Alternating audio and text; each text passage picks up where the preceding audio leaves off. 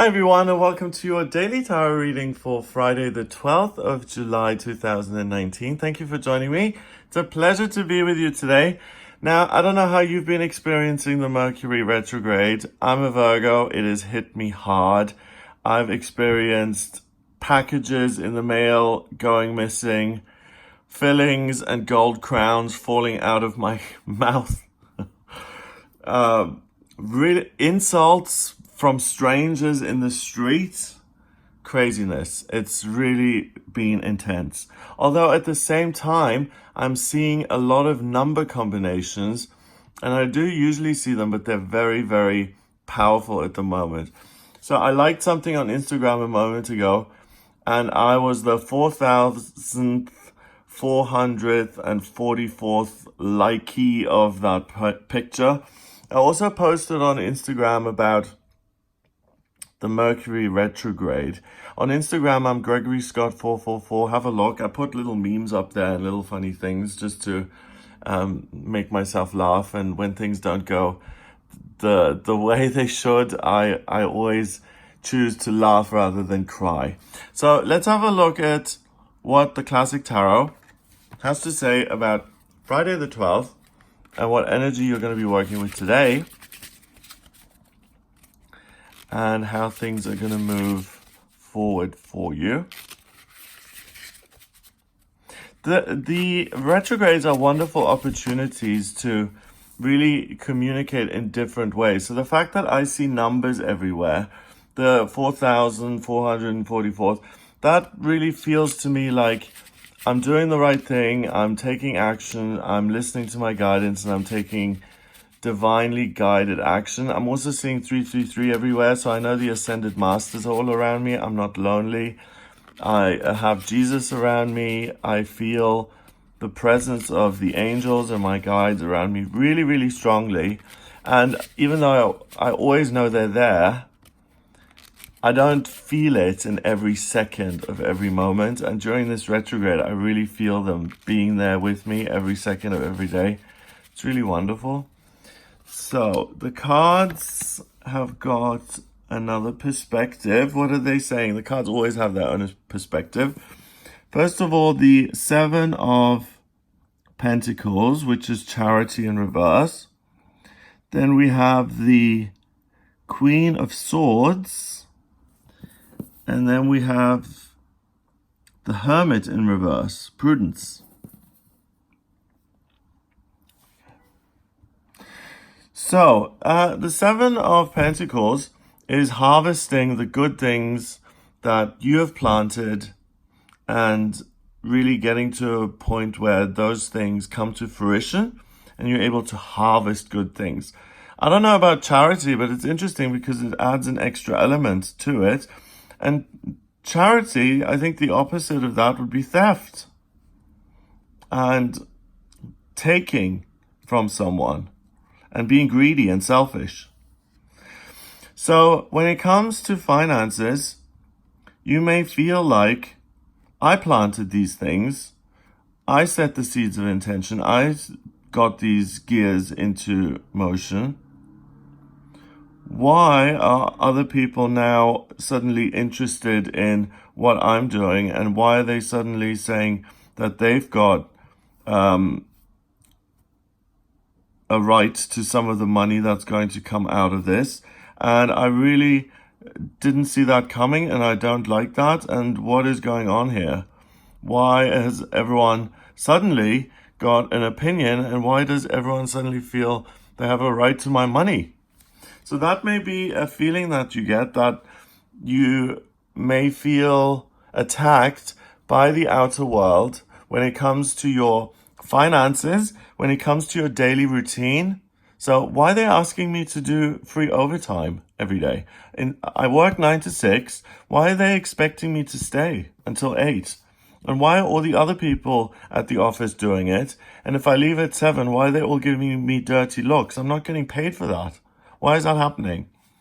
Or it may be that someone is really taking a lot of your time and demanding that you take care of them. And it's really making you ill. Like, you've signed up to take care of one of your elderly parents who has Alzheimer's. You're single. Your siblings have husbands and wives and children. So it kind of fell to you to take care of mother or father who's ill. But being around that ill person, you love them, you take care of them, it gets so complicated. Physically, it drains you. Then you feel the guilt of being a bad son. Why am I drained by this? I love my mother. Why shouldn't I care? Why am I being selfish? So this card is complicated, and it infers that today your situation when it comes to your money, your daily routine, and your physical strength and your physical body, they are under attack. And they're under attack because the Queen of Swords, a widow, and by a widow, we've got a woman who's lost something. And we know that hurt people, right? So I've lost my husband. I have suffered the pain. I've endured that. I've got through it. I am now in a position of being the Queen of Swords. I've thought my way through negative emotions. I've come out the other end. I learned new ways of coping. I looked at the 5 stages of grieving. I sometimes became overly aggressive. Then sometimes I became reclusive. Now I've mastered all of that, and I can think clearly. I can see that what happened to me happened. It's part of life. That life isn't always fair, and that it happened. That sometimes we lose people, or sometimes we have to make decisions which are going to hurt other people. So let's say she's a judge, and she says someone is dragged in front of her, and the criminal has committed a murder. And let's say we're in Italy, and the punishment for murder is hanging.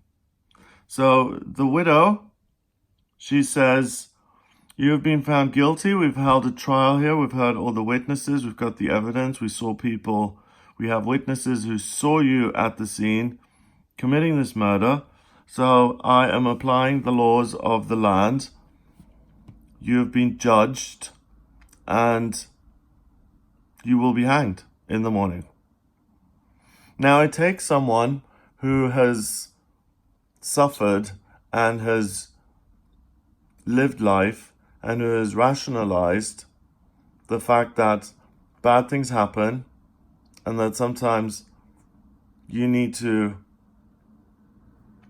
create bad things to create a balance. And it's a tough situation. It's only someone, you couldn't have someone be the judge like a 16-year-old girl who's always been sheltered and who's thinking about her first boyfriend and whether she's going to pass her exams and things like that. She would be no good in a situation like that. Here we need someone who sees life as sometimes really disappointing, that sometimes you do get attacked, that you have to stand up for yourself, that you have to make tough decisions. And that has been discovered through going inwards and finding the prudence and finding your own light and what you're passionate about. But today the Hermit is in reverse, so there's no looking inwards. There's no time or the luxury of going away and to contemplate, how do I really feel about this? What am I going to do? What decision am I going to make? Should I be merciful and just let this man off, even though he committed a horrible crime? Because I don't want to commit more death and suffering in the world. Or, as a representative of the city, do I owe it to the citizens of this city, Florence, that they feel safe at night, that they can go out without the risk of them being murdered and stabbed to death? And do I need to hang this man in the interest of the city that I represent? And those are all attacks on your work, a difficult situation which tests you, and the decision you make in this situation, you will be remembered for. It could be an attack on your money. Let's say you get a call from the IRS or the tax people, or you get an unexpected bill. Like, I have this Barclays account. I last used it in 2019. I got a message from them the other day saying, you are £600 overdrawn, because I left £1 in it in 2009, and I just thought I'll leave £1 in it to keep it open. But then they introduced charges, and the account started to charge itself, and it went over its overdraft, and it created its own charges, bank charges, to create this negative balance. So that's something I have to sort out, but that's an external thing that attacks during, again, this Mercury retrograde, that attacks you in terms of your money. And also, determining that someone has to die because they've committed a crime, yes, an eye for an eye, but it takes a toll emotionally, physically. Today I was responsible for bringing down the sword and making the decision to protect the people of Florence, but that decision ended up with a man losing his life, and I didn't have time to contemplate. I had to go on the wisdom that I have gathered so far. So today, keep it very simple. Realize that you are going to be asked to make decisions which will have an effect on your energy levels, your nerves, your sense of peace of mind. That you're going to be tested today, and that test is going to reflect on your daily routine moving forward, especially in your work. Was it a wise decision? Was it an excessive decision? Was it too merciful? If you decide to let this man off and just say, well,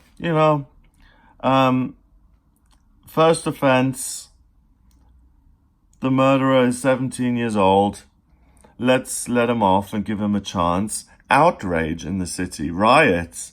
The actual head judge of Italy comes your way and says, what do you think you're doing? Bye-bye, no more job, So if you make the wrong decision, it could really affect your income and your daily routine. So don't worry about how you can fill the day and what you're going to do. The day is going to meet you. And get ready to react, get ready to respond. But I always say, don't just react and respond to life, because we manifest the lives that we want to live, right? So there may be a lot of stuff coming inwards that demands your attention, but you can also make plans for the future. I'm going to have a beautiful relationship in future. I'm going to have a beautiful place to live. So at the same time, while you're dealing with all of these things, you can sort out your savings account and put it into a higher interest account, so you get more interest on your savings so that you can save up for this beautiful house that you want. Or you can also go on dates and dating apps to find the partner that you want to have. Despite the fact that life is busy and going on, we have to find our own joy and our own happiness within all of these goings on.